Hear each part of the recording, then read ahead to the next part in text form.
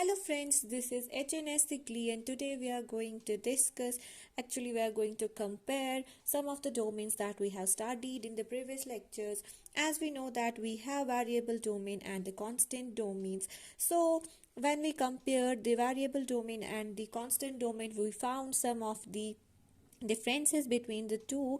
It was found that the variable domain was slightly longer than the constant domain.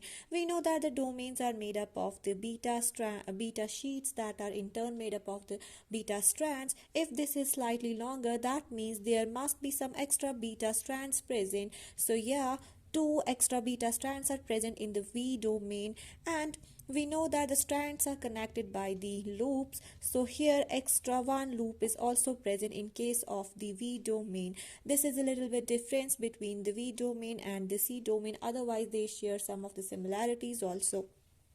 Now we will talk about the interactions of the domains. We know that the domains have to interact with each other so that they can form the functional domain, and functional domain will help in the binding of the antigen to the antibody. Moreover, it will mediate some of the effector functions.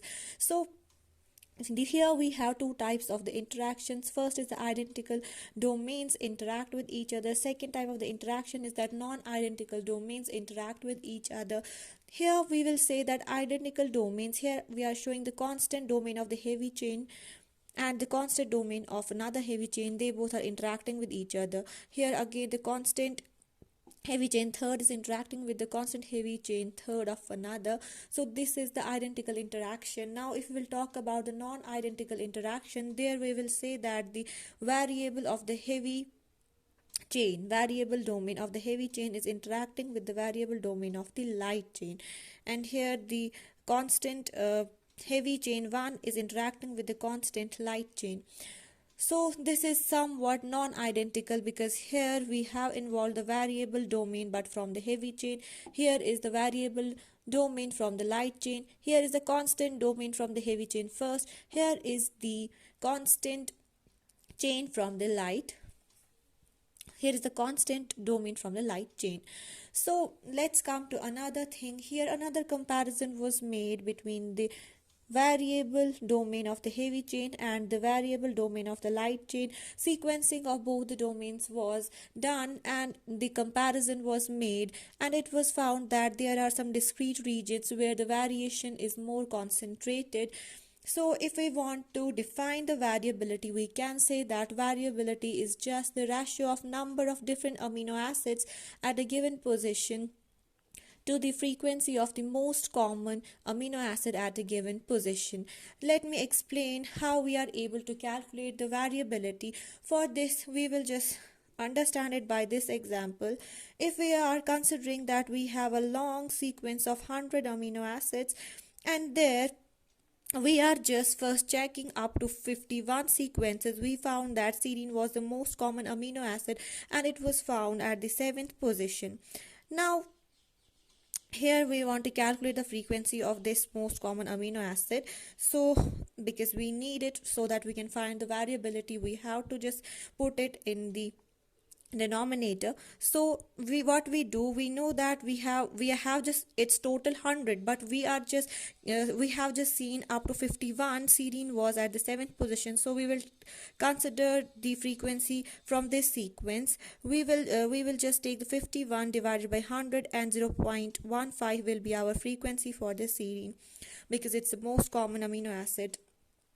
Now what will happen? Total is 100, so 100 minus 51 will be equal to 49.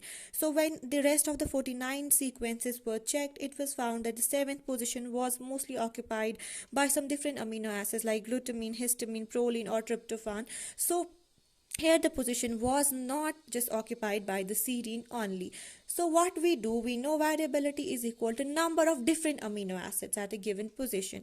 We know this is serine, this is one of the amino acid, and the rest of these are the glutamine is the second, histidine third, proline fourth, and tryptophan 5. So what we will write, we have the 5 amino acids, different amino acids at a given position. So we will write 5 at the numerator, and it will be divided by the frequency of the most common amino acid that we told you it's the serine. And what was its frequency? It was 0.5. When you will divide 5 divided by 0.5, it will come out to be 9.8. This is all about the variability. We already know what CDRs. These are the hypervariable regions that form the antigen binding sites of the antibody molecule, because antigen binding site is just complementary to the structure of the epitope. Epitopes are nothing, these are some of the sites that are present on the antigens, and these CDRs have the complementary sequences to that of the epitopes, and as a result of which CDRs just bind to these epitopes. What we have seen that we have three CDR regions on the heavy chain, and we have three CDRs on the light chain also. These are located on the loops that connect the beta strands of variable heavy chain and variable light chain domain.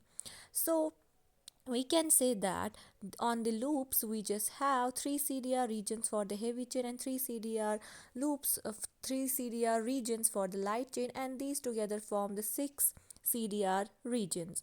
So these 6 CDR regions are responsible for providing the wide range of specificities exhibited by the antibodies, and because there is a lot of variation in the length and the amino acid sequence there.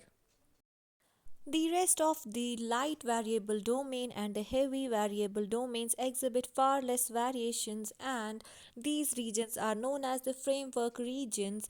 There is one of the important function of the framework regions because they act as the scaffold that provides support to these 6 loops. Thank you for watching our videos.